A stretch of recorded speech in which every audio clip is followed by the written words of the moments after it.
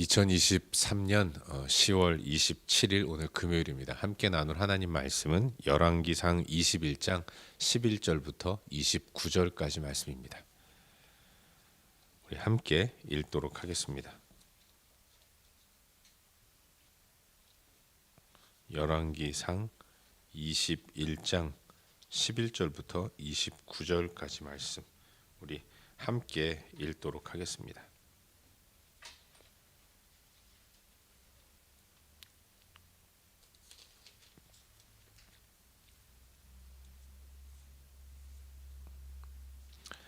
함께 읽겠습니다. 그의 성읍 사람 곧 그의 성읍에 사는 장로와 귀족들이 이세벨의 지시 곧 그가 자기들에게 보낸 편지에 쓴 대로 하여 금식을 선포하고 나봇을 백성 가운데 높이 앉히매 때에 불량자 두 사람이 들어와 그의 앞에 앉고 백성 앞에서 나봇에게 대하여 증언을 하여 이르기를 나봇이 하나님과 왕을 저주하였다 하며 무리가 그를 성읍 밖으로 끌고 나가서 돌로 쳐 죽이고 이세벨에게 통보하기를 나봇이 돌에 맞아 죽었나이다 하니 이세벨이 나봇이 돌에 맞아 죽었다 함을 듣고 이세벨이 아합에게 이르되 일어나 그 이스라엘 사람 나봇이 돈으로 바꾸어 주기를 싫어하던 나봇의 포도원을 차지하소서. 나봇이 살아있지 아니하고 죽었나이다. 아합은 나봇이 죽었다 함을 듣고 곧 일어나 이스라엘 사람 나봇의 포도원을 차지하러 그리로 내려갔더라. 여호와의 말씀이 디셉 사람 엘리야에게 임하여 이르시되 너는 일어나 내려가서 사마리아에 있는 이스라엘의 아합 왕을 만나라. 그가 나봇의 포도원을 차지하러 그리로 내려갔나니 너는 그에게 말하여 이르기를 여호와의 말씀이 내가 죽이고 또 빼앗았겠느냐 하셨다 하고 또 그에게 이르기를 여호와의 말씀이 개들이 나봇의 피를 핥는 곳에서 개들이 내 피 곧 내 몸의 피도 핥으리라 하였다 하라. 아합이 엘리야에게 이르되 내 대적자여 네가 나를 찾았느냐. 대답하되 내가 찾았노라. 내가 내 자신을 팔아 여호와 보시기에 악을 행하였으므로 여호와의 말씀이 내가 재앙을 내게 내려 너를 쓸어버리되 내게 속한 남자는 이스라엘 가운데 매인자나 노인자를 다 멸할 것이요 또 내 집이 느밧의 아들 여로보암의 집처럼 되게 하고 아히야의 아들 바하사의 집처럼 되게 하리니 이는 내가 나를 노하게 하고 이스라엘이 범죄하게 한 까닭이니라 하셨고 이세벨에게 대하여도 여호와께서 말씀하여 이르시되 개들이 이스라엘 성읍 곁에서 이세벨을 먹을지라. 아합에게 속한 자로서 성읍에서 죽은 자는 개들이 먹고 들에서 죽은 자는 공중의 새가 먹으리라고 하셨느니라 하니 예로부터 아합과 같이 그 자신을 팔아 여호와 앞에서 악을 행한 자가 없음은 그를 그의 아내 이세벨이 충동하였음이라. 그가 여호와께서 이스라엘 자손 앞에서 쫓아내신 아모리 사람의 모든 행함같이 우상에게 복종하여 심히 가증하게 하였더라. 아합이 이 모든 말씀을 들을 때에 그의 옷을 찢고 굵은 배로 몸을 동이고 금식하고 굵은 배에 누우며 또 풀이 죽어 다니더라. 여호와의 말씀이 디셉 사람 엘리야에게 임하여 이르시되 아합이 내 앞에서 겸비함을 내가 보느냐.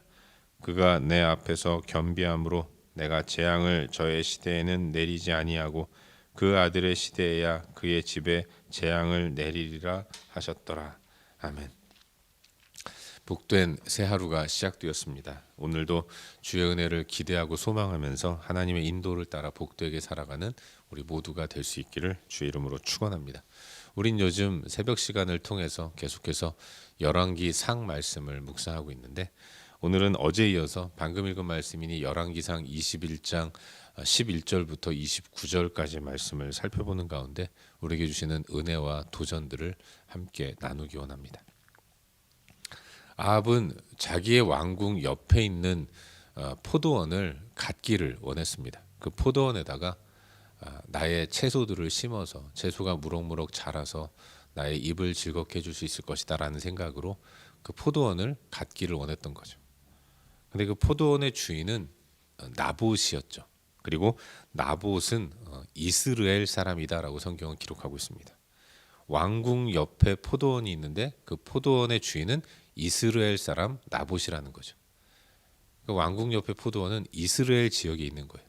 누군가 그렇게 질문할 수 있습니다. 목사님, 북이스라엘의 왕궁은 사마리아에 있는 거 아닙니까? 라고 말씀하실 수 있는데, 이 이스라엘이라는 곳은 사마리아에서 약 40km 정도 떨어져 있는 거리에 있는 아주 비옥한 평원 지대입니다.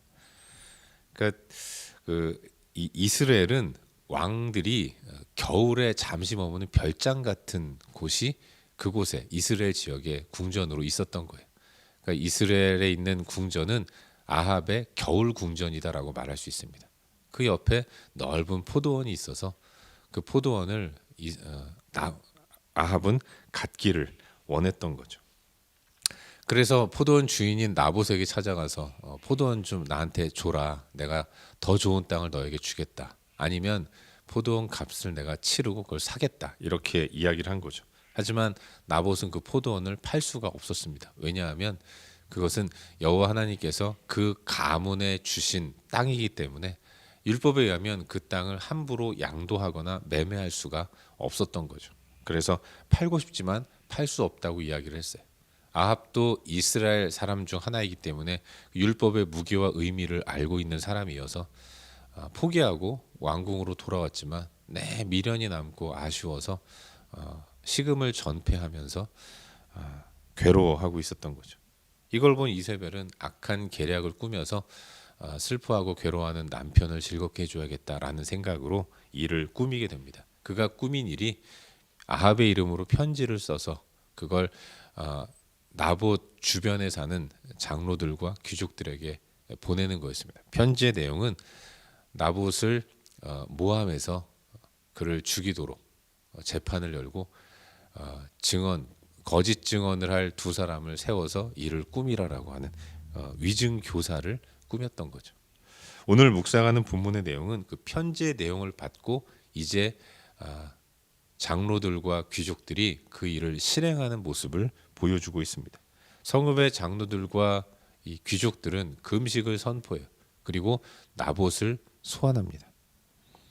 또한 이 재판정에 불량자 두 사람을 세우는 거죠. 불량자라는 표현은 거짓 증언자를 의미하는 겁니다.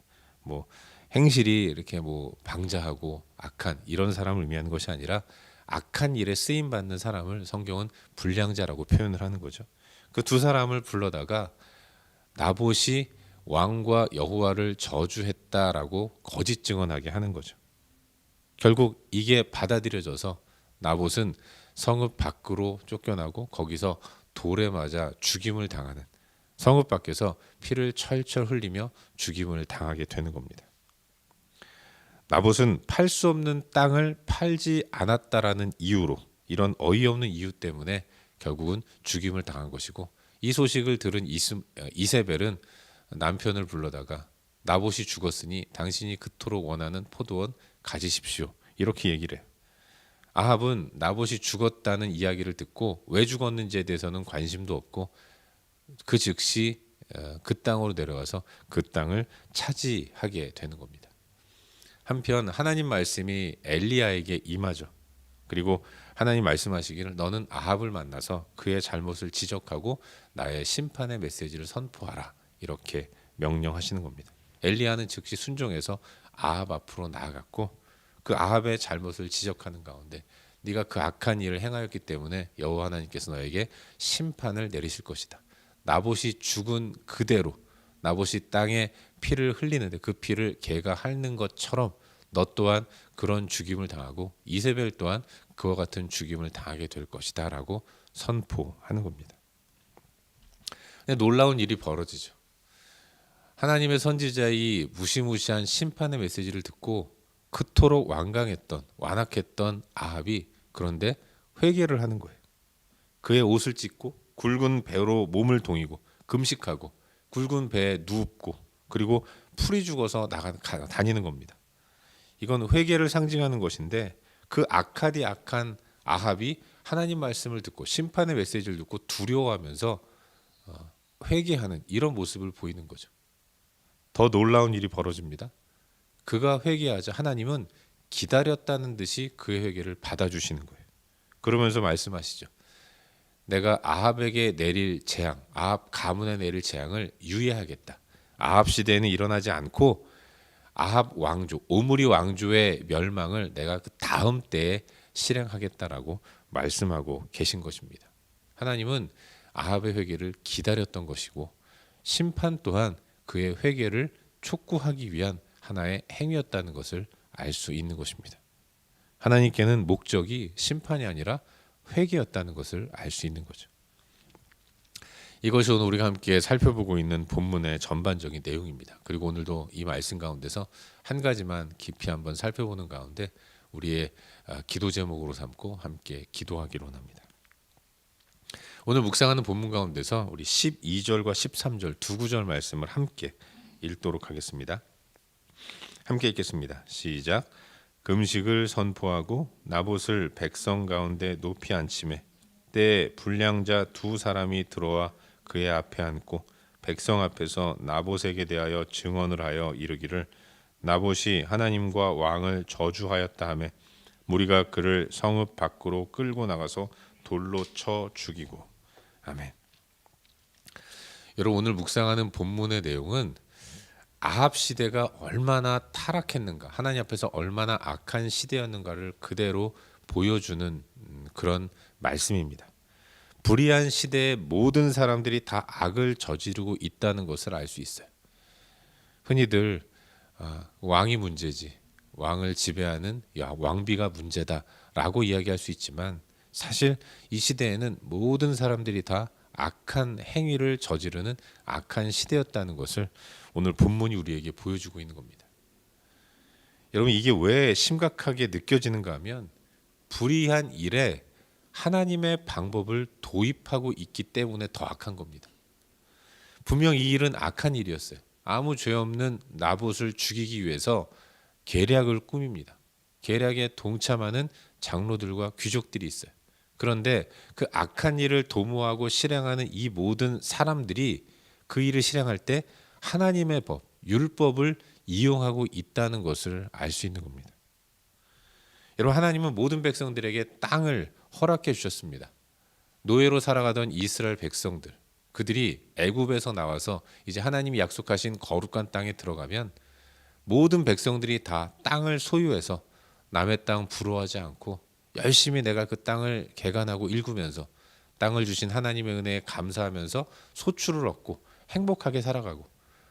여러분 우리의 걱정이 다음 세대 아니겠습니까? 다음 세대들도 내 땅을 유업으로 받아서 그렇게 대대손손 하나님을 찬양하면서 서로 경쟁하지 않고 싸우지 않고 행복하게 살아가기를 바라는 마음으로 하나님은 이스라엘 백성들에게 모든 가나안 땅을 다 분배해 주신 겁니다. 그런데 권력자인 왕이 그 땅을 탐해서 하나님의 질서를 무너뜨리는 행위를 하려고 했던 겁니다.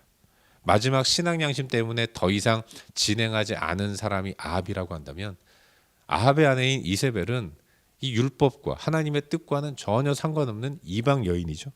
이방 여인이 하나님의 땅에, 하나님 백성의 중심에 서서 하나님의 질서를 어그러뜨리는 일을 아무 거리낌 없이 실행하는 겁니다. 근데 거기에 하나님을 믿는 하나님 백성들이 동조하고 있다는 거예요. 여러분 이게 아주 교묘한 것이 형식적 포장을 율법의 내용으로 하고 있다는 겁니다. 나봇이 왕과 여호와를 저주했다는 음모를, 혐의를 씌웁니다. 여호와를 저주했다면 그 사람은 돌에 맞아 죽는 거예요. 이게 율법의 내용입니다.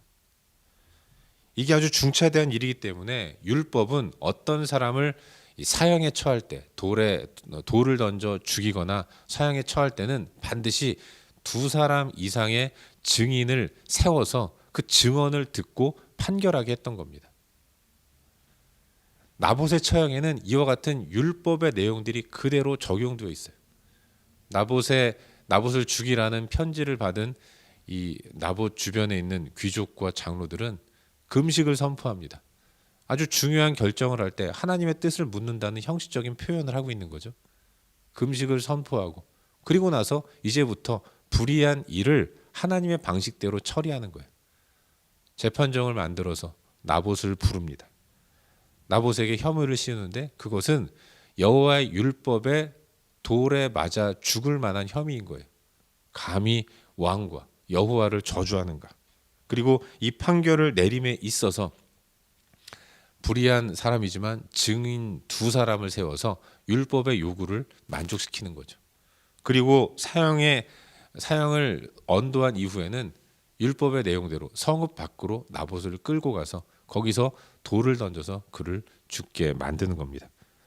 악한 자의 피가 하나님의 성읍에 묻혀지지 않도록 성읍 밖으로 내쳐서 돌에 맞아 죽게 하는 아주 율법적인 내용들을 너무나도 잘 알고 있는 법 기술자들처럼 이와 같은 행위들을 하고 있는 겁니다. 그래서 이 시대가 가장 악한 시대라고 이야기를 하는 거예요. 왕부터 모든 백성들까지 하나님을 대적하는 일을 하나님의 방식으로 교묘하게 하고 있는 것입니다. 사랑하는 여러분, 우리의 삶 가운데 그와 같은 모습이 혹시 있지는 않은지 우리 자신을 한번 돌아볼 수 있기를 바랍니다. 나의 악함, 내 욕망, 내 욕심 채우기 위해서 우리는 아주 그럴듯하게 하나님 말씀을 많이 차용하고 인용하는 경우가 얼마나 많이 있는지 모르는 거예요. 내 욕망을 숨기고 말씀에 이러저러한 형식을 도입해서 그럴듯하게 포장해서 속으로는 내 욕망 채우려고 하지만 그것이 하나님의 영광을 이루는 일인 것처럼 포장하고 심지어는 나 자신도 속아서 그런 일을 버젓이 행하는 경우가 얼마나 많이 있는지 모르는 거죠. 바로 이런 모습을 성경은 망령되이 행한다라고 표현하는 겁니다. 하나님의 이름을 내 욕망 채우기 위해서 잘못 이용하는 이와 같은 행위가 망령되이 행하는 이런 모습인 거예요. 여러분 어떤 모습이 있겠습니까? 우리 자녀들에게 항상 높은 자리에 올라가서 잘 살라고 얘기합니다. 그런데 이야기를 할 때 솔직히 내 마음은 내 자녀 잘 살기를 바라는 떵떵거리면서 남 밑에 들어가는 게 아니라 그 아이 밑에 모든 사람들을 무릎 꿇리게 하는 그런 삶을 살기를 바라면서 그러면서도 말은 어떻게 합니까? 내 자식 공부 잘하고 좋은 대학 가고 직장 얻어서 행복하게 살아가는 걸 바라지만 우리는 말하기를 하나님 믿는 자녀가 잘 돼야 하나님 영광 드러내는 거 아닙니까? 이러면서 하나님의 영광을 위해서 내 자녀가 잘 되기를 바라는 거죠. 여기까지는 좋은데 그러니까 고3 수험생들 어디 교회 가냐고 어디 성경을 보고 한자라도 더 공부해야지 이러면서 결국은 다 내 욕망 채우고 내 자녀 잘 되기를 바라는 마음을 하나님의 영광을 드러내기 위해서 한다 공부한다 하면서 한국 같은 경우에는 고3들 수험생들 교회도 잘 안 보내는 이런 모습이 많아요. 어디 수련회냐고 학원 가서 공부해야지. 여러분 우리는 신앙적인 가면을 좀 벗어야 합니다. 그리고 정직하게 하나님 앞에 서야 하는 거죠. 나의 욕망을 이루기 위해서 하나님을 이용하고 그래서 정당화하고 이런 태도를 버리는 것이 무엇보다도 필요하다라는 생각이 드는 거예요. 바라기는 오늘도 우리들의 삶이 하나님 앞에서 정직한 삶이 될 수 있길 바랍니다. 늘 나 자신이 하나님 앞에서 진실된 모습을 가지고 있는가를 돌아보고 불의한 일을 이루기 위해서 하나님을 이용하고 또 사용하는 이런 욕망을 내려놓고 오직 하나님의 뜻만을 따르기로 결단하며 살아가는 저와 여러분 우리 모두가 될 수 있기를 주의 이름으로 축원합니다. 기도하겠습니다. 함께 기도할 때 오늘도 주신 말씀 붙들고 기도하기로 하는데요. 하나님 진실하게 하여 주시옵소서. 정직하게 하여 주시고 하나님의 영광만을 위해 살아가게 하시며 내 욕망 이루기 위해서 하나님을 이용하는 이런 악한 자리로 나아가지 않도록 하나님 우리를 붙들어 주시고 나를 붙들어 주시옵소서. 주신 말씀 붙들고 함께 기도하기로 합니다. 또 기도할 때에 하나님 오늘도 우리의 중보가 필요한 여러 영역들을 기도합니다. 우리 기도를 들으셔서 그 모든 부분들을 주님께서 선하게 인도해 달라고 우리의 중보가 필요한 영역들을 위해 기도하시기를 바라요. 또한 각자 개인적인 기도 제목을 가지고 기도하시다가 일상의 삶의 자리로 나아가도록 하겠습니다. 함께 기도합시다.